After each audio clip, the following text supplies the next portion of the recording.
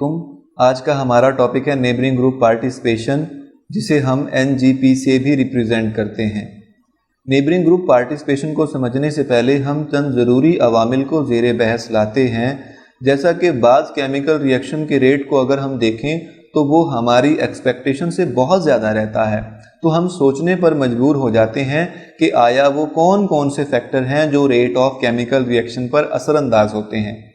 तो neighbouring group भी एक फैक्टर है जो रेट ऑफ केमिकल रिएक्शन पर असरअंदाज होता है। तो नेबरिंग ग्रुप पार्टिसिपेशन को समझने से पहले हम जानते हैं कि नेबरिंग ग्रुप क्या होता है, जिसे हम Ng से रिप्रेजेंट करेंगे। तो किसी भी सबस्ट्रेट में जो रिएक्शन साइट होती है उसके कुर्बो जवार में जो ग्रुप मौजूद होगा जो केमिकल रिएक्शन पर असरअंदाज होता है उसे हम कहते हैं नेबरिंग ग्रुप। तो डेफिनेशन सुनिएगा, a group close to the site of reaction, यानी जहां पर अटैकिंग न्यूक्लियोफाइल या इलेक्ट्रोफाइल ने अटैक करना है, किसी भी ग्रुप ने अटैक करना है, तो उस सबस्ट्रेट में जो अटैकिंग साइट है उसके साथ या उसके कुर्बो जवार में जो ग्रुप मौजूद होता है उसे हम कहते हैं नेबरिंग ग्रुप। अब नेबरिंग ग्रुप के लिए कंडीशंस क्या हैं? नेबरिंग ग्रुप जो है वो बीटा पोजीशन पे अटैच हो सकता है, गैमा पोजीशन पे अटैच हो सकता है, या इससे दूर वाले कार्बन पे भी अटैच हो सकता है। सेकेंड कंडीशन ये है कि जो नेबरिंग ग्रुप है उसके पास इलेक्ट्रॉन पेयर होना चाहिए, यानी वो लोन पेयर की सूरत में भी मौजूद हो सकता है, वो चार्ज की सूरत में भी मौजूद हो सकता है। अब जब ये नेबरिंग ग्रुप अपने लोन पेयर या इलेक्ट्रॉन पेयर को इन्वॉल्व करता है ड्यूरिंग अ केमिकल रिएक्शन, तो उस वजह से एक साइक्लिक रिंग बनता है। वो रिंग 3 मेंबर्ड हो सकता है, 4 मेंबर्ड, 5 मेंबर्ड या 6 मेंबर्ड भी हो सकता है। अब अगर रिंग का साइज स्मॉल होगा, यानी 3 मेंबर रिंग है या 5 मेंबर रिंग है या 4 मेंबर रिंग है, तो उस सूरत में जाहिर बात है उसके अंदर जो एंगल स्ट्रेन है वो ज़्यादा होगी और इस वजह से वो रिंग इजीली ब्रेक होगा, यानी उसकी रिएक्टिविटी बढ़ जाएगी। रिंग का साइज जितना छोटा होगा, जो इंटरमीडिएट के तौर पे बन रहा है, जो ट्रांजिशन स्टेट के दौरान बन रहा है, उतना ही उस केमिकल रिएक्शन का रेट हाई होगा, उतना ही उसकी रिएक्टिविटी बढ़ जाएगी। और अगर रिंग स्टेबल बन जाता है, लाइक 5 मेंबर रिंग या 6 मेंबर रिंग जो होते हैं वो स्टेबल होते हैं, तो उनकी रिएक्टिविटी कम रहती है। और एक और ज़रूरी बात जो यहाँ पर जानना है कि नेबरिंग ग्रुप पार्टिसिपेशन के नतीजा में कॉन्फ़िगरेशन चेंज नहीं होती, बल्कि वो रिटेन रहती है, बाकी रहती है। तो retention of configuration neighbouring group participation के नतीजा में वाक़ई होती है। तो हम जानना चाहेंगे कि जिस ग्रुप की हम इतनी तारीफ़ें कर रहे हैं, जिसकी इतनी खसूसियात बता रहे हैं, वो नेबरिंग ग्रुप पार्टिसिपेट कैसे करता है, यानी नेबरिंग ग्रुप पार्टिसिपेशन से क्या मुराद है, उसकी डेफिनेशन क्या होगी। तो डेफिनेशन हमने लिखी है कि when a neighbouring group participate in the reaction without necessarily giving rise to an intramolecular rearrangement, participation called neighbouring group participation. यानी कि एक नेबरिंग ग्रुप इस तरह से पार्टिसिपेट करता है एक केमिकल रिएक्शन में कि वो इंट्रामोलिक्यूलर रीअरेंजमेंट दिए बगैर ही पार्टिसिपेट करके उस रिएक्शन के रेट को बढ़ा देता है। इसे NGP यानी नेबरिंग ग्रुप पार्टिसिपेशन कहते हैं।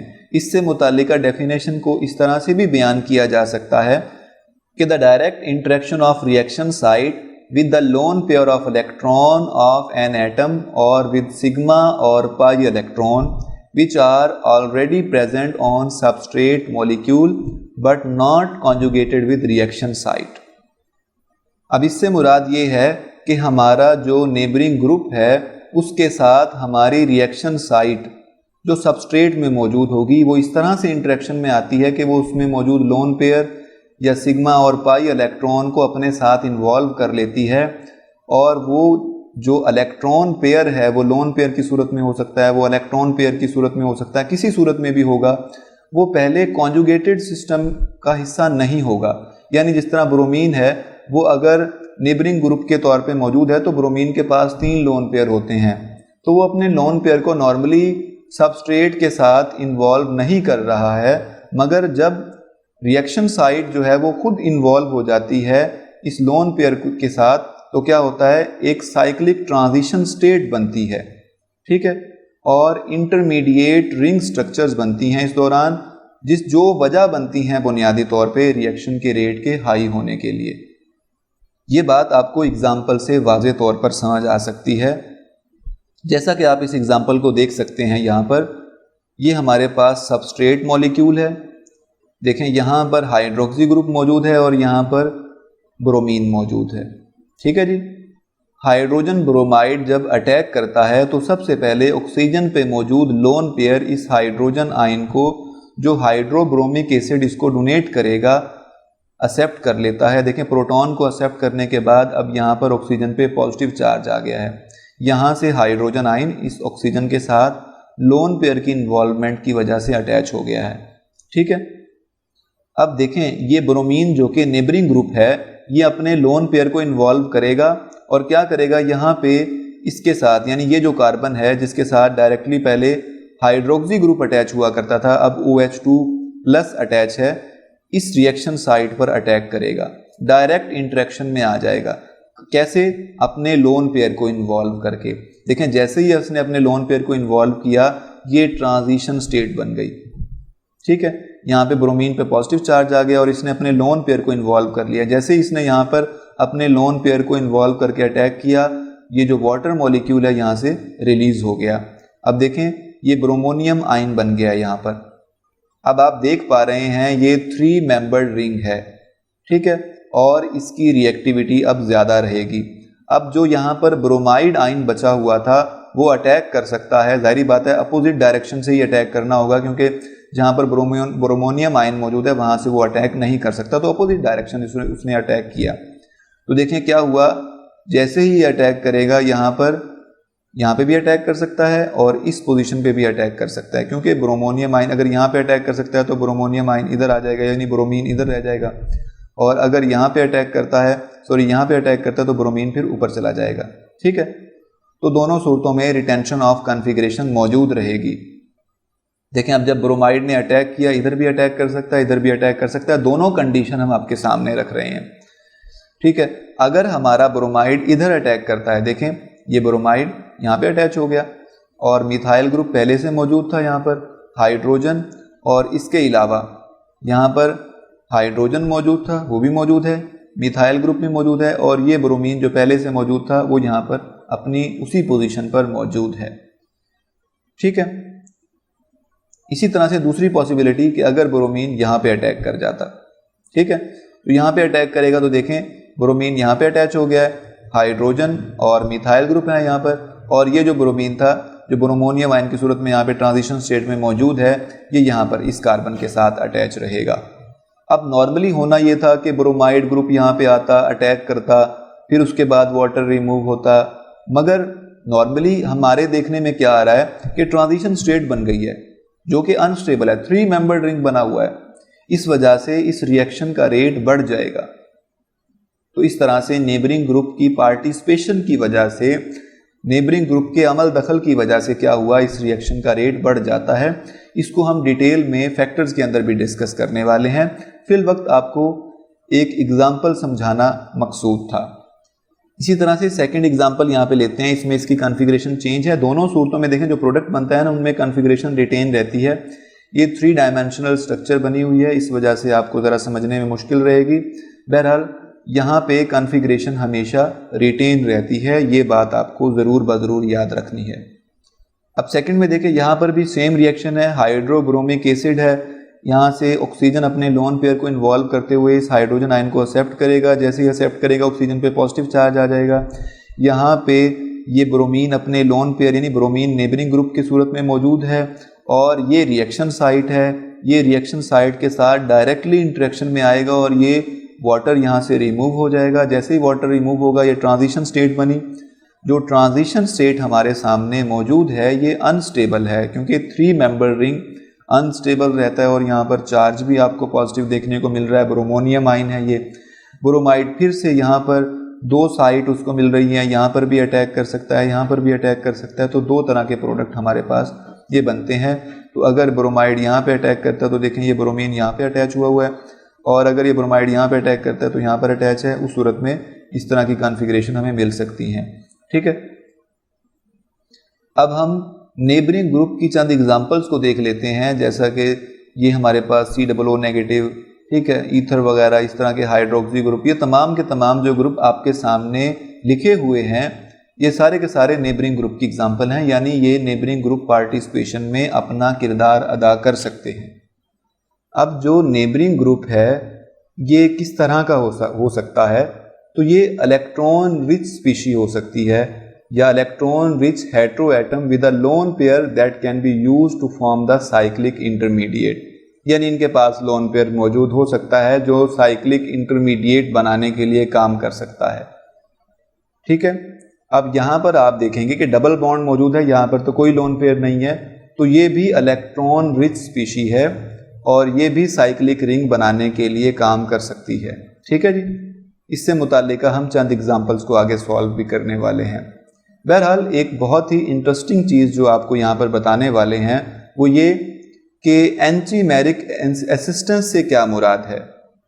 ये वर्ड है एंटीमेरिक असिस्टेंस। जो नेबरिंग ग्रुप मौजूद होता है किसी भी रिएक्शन साइट के साथ सबस्ट्रेट के अंदर, वो क्या करता है, रिएक्शन की रेट को इंक्रीज करने में मदद देता है, यानी enhancement of rate of reaction involving NGP यानी नेबरिंग ग्रुप पार्टिसिपेशन, यानी नेबरिंग ग्रुप की पार्टिसिपेशन की वजह से रेट ऑफ रिएक्शन हाई हो जाता है, इन्हांस हो जाता है। ठीक है, और हम इस असिस्टेंस को, इस फायदे को कहते हैं एंटीमेरिक असिस्टेंस। तो जो anti means participation two adjacent part, ठीक है, असिस्टेंट फायदा। ठीक है, तो मतलब ये बुनियादी तौर पे नेबरिंग ग्रुप की पार्टिसिपेशन की वजह से रेट ऑफ रिएक्शन में इन्हांसमेंट को हमने कहा एंटीमेरिक असिस्टेंस। अब हम एंटीमेरिक असिस्टेंस के हवाले से एक एग्जांपल सॉल्व करने लगे हैं और आपकी तवज्जो भरपूर अंदाज में यहाँ पर चाहिए है। हम यहाँ पर बता रहे हैं कॉन्जुगेट बेस, ठीक है, कॉन्जुगेट बेस का जिक्र कर रहे हैं, beta para hydroxy phenyl ethyl bromide. ये देखिए यहाँ पर मौजूद है, ये बेस है क्योंकि इसने प्रोटॉन लूज कर दिया, यानी हाइड्रोक्सी नहीं है, ये उसकी बेस बन गई है। तो कॉन्जुगेट बेस हमने पहले ही बता दिया कि इसने प्रोटॉन अपना लूज किया हुआ है। तो conjugate base of beta para hydroxy phenyl, देखें ये पैरा पोजीशन पे हाइड्रोक्सी ग्रुप अटैच था तो उससे मुतालिका बेस बन चुकी है। ठीक है, और यहाँ पर ये अल्फा पोजीशन है, ये बीटा पोजीशन है और इस पर मौजूद है ब्रोमाइड। ठीक है, तो beta para hydroxy phenyl ethyl bromide, इस तरह से हमारे पास ये conjugate base of beta para hydroxy phenyl ethyl bromide है। ठीक है, ये एग्जांपल, ये आपके पास स्ट्रक्चर आपके सामने वाजे कर दी गई है।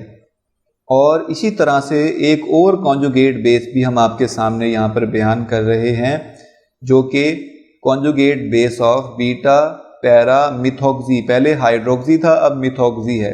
ठीक है, अब देखें यहाँ पर कॉन्जुगेट बेस नहीं बताएंगे बल्कि डायरेक्ट इसको हम beta para methoxy phenyl ethyl bromide कहेंगे। ये देखें इथाइल ब्रोमाइड, बीटा पोजीशन पे क्या अटैच है इसके साथ, पैरा मिथॉक्सी फिनाइल। ठीक है जी, अब ये बात जान लीजिए कि यहाँ पर तो प्रोटॉन लूज करके ये इससे मुतालिका बेस बन जाती है, मगर यहाँ पे नहीं बन रही। यहाँ पे लोन पेयर की इन्वॉल्वमेंट शामिल होगी, यहाँ पे इलेक्ट्रॉन पेयर नेगेटिव चार्ज यहाँ पर इन्वॉल्व हो जाएगा, तो इसकी इन्वॉल्वमेंट ज़्यादा बेहतर अंदाज में हो सकती है, क्योंकि हम जानते हैं कि जो रेजोनेटिक स्ट्रक्चर होती हैं उनमें चार्ज कम हो तो वो ज़्यादा स्टेबल होती है बनिस्बत उसके जिसमें चार्ज मौजूद रहता है। बहरहाल हम अपनी इन दोनों स्ट्रक्चर के हवाले से बात करने वाले हैं कि conjugate base beta para hydroxy phenyl ethyl bromide undergoes ethanolysis about 106 time faster, यानी इस रिएक्शन का रेट 106 टाइम फास्टर होगा। किस रिएक्शन से, इस रिएक्शन की निस्बत। ठीक है, और इसके पीछे वजह क्या है, वजह है एंटीमेरिक असिस्टेंस। ठीक है, तो इस enhancement of rate of chemical reaction की वजह हमने बताई एंटीमेरिक असिस्टेंस। तो आइए हम इस रिएक्शन को देखते हैं कि आया हम एथेनोलिसिस किस तरह से कर रहे हैं। ये देखिए हमारे पास इस ऑक्सीजन पे नेगेटिव चार्ज यानी इलेक्ट्रॉन पेयर मौजूद है, ये जब यहाँ पे शिफ्ट होगा यहाँ पे डबल बॉन्ड आ जाएगा। देखिए हमने यहाँ पे डबल बॉन्ड लिखा और ये जो पाई इलेक्ट्रॉन अंदर मौजूद थे ये यहाँ पे इस कॉर्नर पे आ जाएंगे, ठीक है।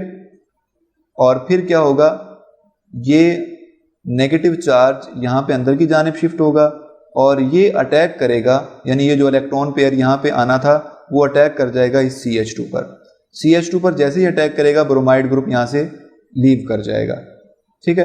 अब देखें यहाँ पे डबल बॉन्ड, यहाँ पे भी डबल बॉन्ड, यानी जब ये पाई इलेक्ट्रॉन जो बाहर आ गए थे अब यहाँ पे जब आएंगे तो ये वाला बॉन्ड जो है वो अटैक करेगा CH2 पे, ब्रोमाइड लीविंग ग्रुप के तौर पे रिमूव हो जाएगा यहाँ से, ठीक है जी। बेसिकली तो ये सब्स्टिट्यूशन रिएक्शन की तरह ही काम कर रहे हैं, मगर सिर्फ हम नेबरिंग ग्रुप की जो पार्टिसिपेशन है उसको बयान कर रहे हैं यहाँ पे। तो देखें अब जैसे ही ये बॉन्ड यहाँ, ये इलेक्ट्रॉन पेयर यहाँ पे शिफ्ट हुआ है, ये बॉन्ड बाहर शिफ्ट होना था, ये डायरेक्टली CH2 पे अटैक कर जाता है और ब्रोमाइड यहाँ से रिमूव हो जाएगा, ठीक है जी। अब डबल बॉन्ड और ये साइक्लिक स्ट्रक्चर बन गई। अब हम बात करेंगे एथनोलिसिस की। तो ये इथाइल अल्कोहल यहाँ पे मौजूद है, ऑक्सीजन पे लोन पेयर मौजूद है, ये क्या करेगा, लोन पेयर के साथ इस कार्बन पे अटैक करेगा। ये जो इलेक्ट्रॉन, ये साइक्लिक रिंग बना था, जाहिर बात है इंटरमीडिएट बना, साइक्लिक इंटरमीडिएट बना जो अनस्टेबिलिटी की वजह बनता है, जिसकी वजह से रिएक्शन का रेट ज़्यादा हो जाता है अगर जो हमारे पास साइक्लिक रिंग स्मॉलर होता है। अब देखें जब ये अटैक करेगा यहाँ पर तो ये इलेक्ट्रॉन दोबारा वापस अपनी जगह पे शिफ्ट हो जाएंगे और ये पाई इलेक्ट्रॉन दोबारा यहाँ पे आएंगे, ठीक है। और फिर दोबारा रेजोनेटिक स्ट्रक्चर के ज़ेरे असर क्या होगा, ये ऑक्सीजन पे नेगेटिव चार्ज वापस चला जाएगा। तो हमने कुछ चीज़ें यहाँ पर कम कर दी हैं क्योंकि ये चीज़ें आप पहले सेमेस्टर्स में पढ़ चुके हैं। अगर इससे मुताल्लिका कोई क्वेश्चन आपको होगा तो आप ज़रूर इसको पूछ सकते हैं। बहरहाल यहाँ पर आप ये गौर कीजिए, ये जैसे ही लोन पेयर के साथ यहाँ पे अटैक करता है, ये बॉन्ड यहाँ पे डबल बॉन्ड की सूरत में वापस आ गया, ये बॉन्ड यहाँ पे चला गया और ये बॉन्ड यहाँ पे वापस चला गया, ठीक है। अब जब ये ऑक्सीजन पे नेगेटिव चार्ज आ गया वापस, ठीक है। अब यहाँ पे देखिए ये साइक्लिक रिंग अब नहीं रहा, ऑक्सीजन पे पॉजिटिव चार्ज है, क्यों, क्योंकि इसने बॉन्ड 3 बनाए हुए हैं ना यहाँ पर। तो हाइड्रोजन भी मौजूद है, इथाइल ग्रुप भी मौजूद है और इस कार्बन के साथ भी अटैच हो गया क्योंकि इसने अपने लोन पेयर को इन्वॉल्व कर लिया था, पॉजिटिव चार्ज इस पे मौजूद है। अब ये हाइड्रोजन आयन अपने इलेक्ट्रॉन पेयर यानी बॉन्ड पेयर को मुकम्मल यहाँ पे डोनेट कर जाएगा, जिसकी वजह से इसका पॉजिटिव चार्ज खत्म हो जाएगा और ये बच जाएगा CH2OET, यानी इसकी एथनोलिसिस हो चुकी है अब, ठीक है। और यहाँ से हाइड्रोजन आयन रिमूव हो गया। मगर दूसरे रिएक्शन में आप देखिए यहाँ पर ये जो मिथॉक्सी ग्रुप मौजूद है, यहाँ से लोन पेयर इन्वॉल्व हो रहा है बॉन्डिंग के लिए। बिल्कुल ऐसी रेजोनेटिक स्ट्रक्चर बनेगी। हमने यहाँ पर भी एक स्ट्रक्चर मिस किया, नहीं रेजोनेटिक स्ट्रक्चर, ये देखें रिएक्शन नहीं था, ये रेजोनेटिक स्ट्रक्चर थी यहाँ पर। तो इसकी भी रेजोनेटिक स्ट्रक्चर इसी तरह से बनाएंगे, बस उसमें लिखेंगे क्या कि ऑक्सीजन पे पॉजिटिव चार्ज लिखेंगे, Me लिखेंगे यहाँ पे साथ में, क्योंकि यहाँ पर मिथाइल ग्रुप ऑक्सीजन के साथ से रिमूव आसानी से नहीं होता है, ठीक है। तो अब यहाँ पर क्या हुआ है, ये देखिए यहाँ पर जैसे ही ये इलेक्ट्रॉन पेयर यहाँ पे शिफ्ट होगा ऑक्सीजन पे पॉजिटिव चार्ज आ जाएगा। यहाँ पे देखें कोई चार्ज नहीं रहता, तो इसकी रेजोनेटिक स्ट्रक्चर ये वाली अनस्टेबल है। यानी अगर आप पूछना चाहेंगे कि सर इसके लिए क्या वजह हो सकती है कि ये किस तरह से मुमकिन हुआ कि इसका जो है ना रिएक्शन का रेट 106 टाइम फास्टर है, इसका स्लो है, तो उसकी वजह उसकी रेजोनेटिक स्ट्रक्चर का लेस स्टेबल होना, ठीक है। तो इसकी रेजोनेटिक स्ट्रक्चर लेस स्टेबल है, यानी ये नहीं बनती तो साइक्लिक जो स्ट्रक्चर है बनने के इम्कानात कम हो जाएंगे, और साइक्लिक स्ट्रक्चर बनने के इम्कानात कम होंगे तो एथनोलिसिस में भी बहुत मुश्किल पेश आएगी। मगर फिर भी हमने यहाँ पर ये साइक्लिक स्ट्रक्चर इंटरमीडिएट बनाने के जो बनता है उसको हमने यहाँ पर आपके सामने वाजे किया हुआ है। तो देखिए ये मिथाइल ग्रुप यहाँ पे मौजूद है, ऑक्सीजन पे पॉजिटिव चार्ज, डबल बॉन्ड, ये हमने ये वाली स्ट्रक्चर डायरेक्ट लिखी है। यहाँ पे तो ऑक्सीजन के साथ कोई चार्ज नहीं रहता था ना, मगर अब मिथाइल ग्रुप इसके साथ मौजूद है, इस वजह से पॉजिटिव चार्ज है, बाकी चीज़ें वही हैं सेम, ठीक है।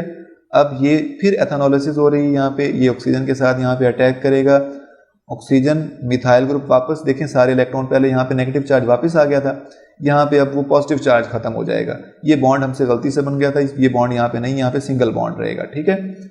यानी बिल्कुल इसी तरह की स्ट्रक्चर बनेगी, मगर यहाँ पे सिर्फ मिथाइल लिखेंगे, नेगेटिव चार्ज नहीं लिखेंगे। और ये देखिए वैसा ही बिल्कुल इथाइल ग्रुप उसके साथ ऑक्सीजन के साथ अटैच है, हाइड्रोजन भी अटैच है, ऑक्सीजन पे पॉजिटिव चार्ज भी मौजूद है। ताहम अब हाइड्रोजन आयन यहाँ से रिमूव होगा, ये बॉन्ड पेयर मुकम्मल शिफ्ट हो जाएगा ऑक्सीजन पे इलेक्ट्रॉन की डेफिशिएंसी खत्म हो जाएगी। इस तरह से ये हमारे पास एथनोलिसिस से मुताल्लिका प्रोडक्ट हासिल हो जाएगा। तो अब तक की आपने वजह ये जानी कि इससे मुताल्लिका ट्रांजिशन स्टेट आसानी नहीं बनती, क्यों, क्योंकि उसकी रेजोनेटिक स्ट्रक्चर स्टेबल नहीं होती।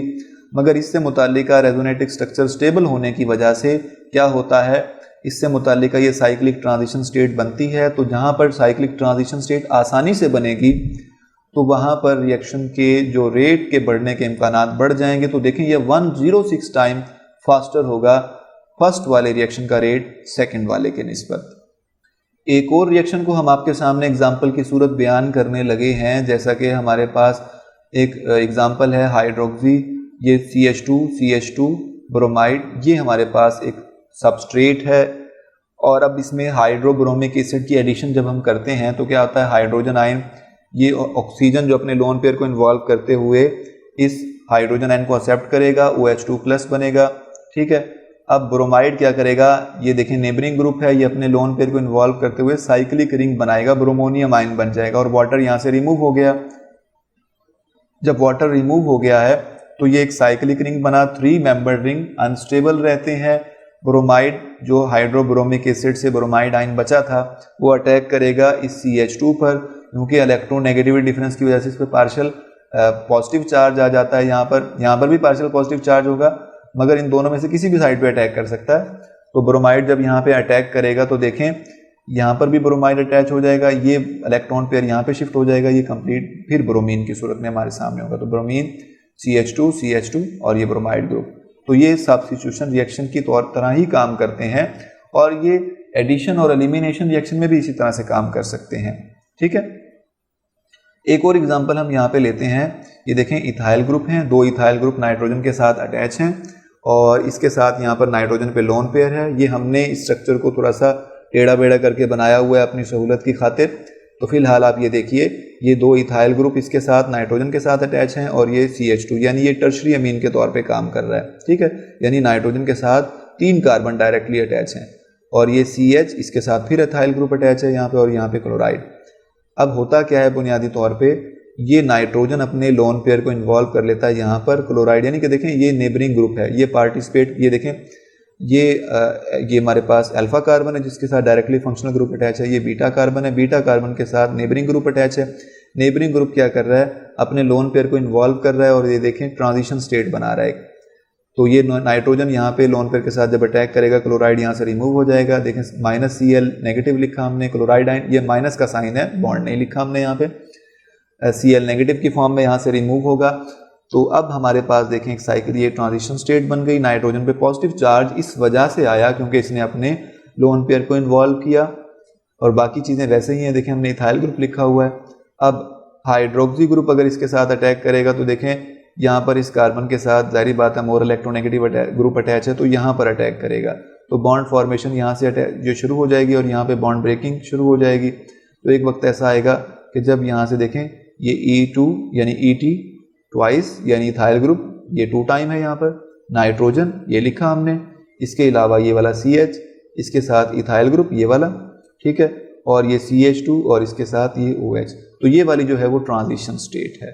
तो इस तरह से हमने नेबरिंग ग्रुप पार्टिसिपेशन को डिस्कस किया डिटेल में। अब इससे मुताल्लिका एविडेंसेस को भी हम नेक्स्ट डिस्कस करेंगे कि आया क्या हमारे पास कोई एविडेंस है कि वाकई इस तरह से नेबरिंग ग्रुप पार्टिसिपेट करता है या नहीं करता।